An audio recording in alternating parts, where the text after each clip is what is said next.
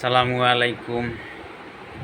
এই বাংলাদেশে বঙ্গোপসাগরে শ্রীলঙ্কা, মালদ্বীপ, সিঙ্গাপুর এরকম বড় বড় ভূখণ্ড আমাদের বাংলাদেশের ভোগে তৈরি হচ্ছে। এটা আল্লাহ তাআলার নেয়ামত। তবে সামনে এই ভূখণ্ডগুলো থেকে বাংলাদেশ কতটা উন্নয়ন করতে পারে এটাই দেখার প্রত্যাশা।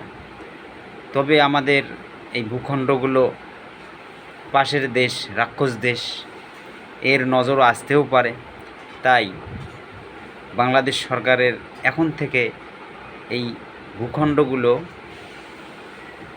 প্রশাসনিকভাবে এইগুলা নিরাপত্তা দেওয়া খুব জরুরি।